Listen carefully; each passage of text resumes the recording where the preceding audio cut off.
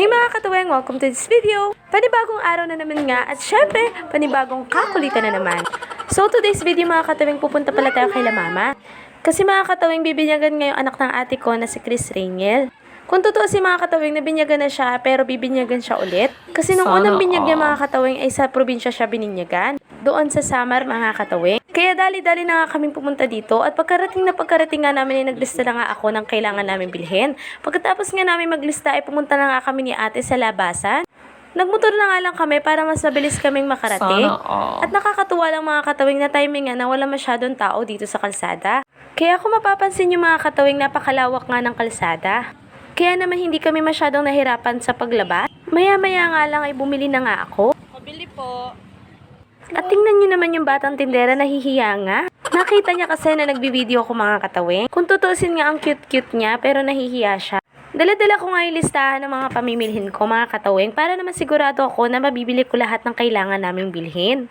Maya-maya nga itinotala ng ate kung magkano na nga ba lahat ng pinamili namin. Pagkatapos nga namin ni ate mamalengke ay nag-decorate na nga kami. Inuna na nga muna namin ang pagde-decorate para naman mamaya wala na kami masyadong iisipin. Tulong-tulong na nga lang kami sa pagde-decorate mga katuwing para mas mabilis naming matapos. Maya-maya nga pagkatapos namin mag-decorate, pumunta nga kami ni ate sa Pasig Palengke. Sa palengke na nga lang kami bibili ng mga karne mga katuwing para siguradong bagong katay lahat. Kanina kasi ang inuna lang namin yung mga hindi agad masisira. Kaya naman ngayon namin bibilihin yung mga kakailanganin naming karne. Alas 12 na nga lang kami ng hating gabi namili mga katawing. Para naman sigurado kami na bagong katay talaga lahat ng mabibili namin. Pagkarating nga namin ay nagparking muna nga kami mga katawing. Maya-maya nga ay pumasok na nga kami sa loob ng palengke. Inuna na nga namin bilhin yung manok mga katawing. Humingi pa ako ng discount dyan mga katawing at pumayag naman si ate. Minus 10 pesos nga kada kilo ang binigay sa akin ng ate. Salamat ate! Sa'yo kami ulit bibili next time. Maya-maya nga ay minekos-mekos niya na nga yung manok. Chinap-chop niya na nga para siguradong hindi na makawala. Pagkatapos nga ay mekos-mekos ni ate yung pag-chop-chop sa manok ay binalot na nga ni kuya. Tingnan niyo naman bagong katayan lahat mga katawing. Ito lang po yan sa gilid ng charings, halo-halo. Pagkatapos nga ng ilang sandali at nabili na nga namin ang lahat ng kailangan namin mga katawing. Kaya naman dinala na namin sa tricycle at sinakay na namin yung mga pinamili namin. Bali si ate na nga lang nagmotor at ako ay sumakay na nga sa tricycle. Pagkarating nga namin sa bahay, minekos-mekos na nga namin ni ate Regine ng mga gawain. Para naman mamaya ay luto na lang ng luto. Sa tuwing may okasyon talaga mga katawing, si ate Regine talaga ang katuwang ko. Nagkakasundo nga kami ni ate Regine pagdating sa mga gawain. Pero talaga bago namin matapos yung mga gawain, matinding asaran muna yung nangyayari. Kaya naman imbis na mapabilis yung mga gawain namin ay napapatagal.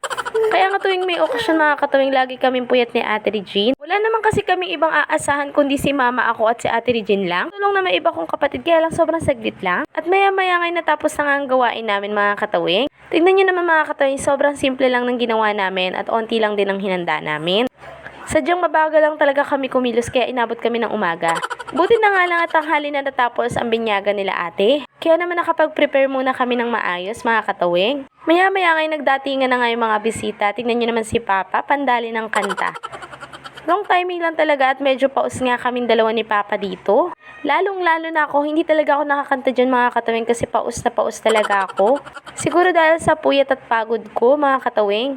Ewan ko ba kasi sa mga kapatid ko, ang hilig-hilig mag-party pero wala namang kinukuhang babayaran para mag-asikaso. Kaya gustong-gusto nila mag-party kasi libre sila pag ako ang kumikilo. O diba mga katawing, luging-lugi ako no. Tapos ako minsan lang ako mag-party, wala pang handa. Maya-maya nga'y gumabi na nga at tignan nyo naman yung mga bisita namin, halatang may mga tama na. Pero nakakatuwa kasi pumunta yung mga pinsa namin at syempre yung tita namin. Ngayon lang sila pumunta dito sa talambuhay namin. Kaya ngayon lang namin sila nakabanding mga katawing. Hindi ko na nga na-videohan yung ibang eksena mga katawing kasi busy-busy na talaga ako. Saka sobra akong na-stress sa boses ko as in wala talaga akong boses mga katawing. Napaus talaga ako. Kaya naman hanggang dito na lang tong video na to mga katawing. Maraming salamat sa panonood. And don't forget to follow my Facebook page, subscribe my YouTube channel, like, share, and comment to this video. And click the notification bell para updated kayo sa mga eksena ko sa buhay. Yun lang mga katawing. Maraming salamat sa panonood.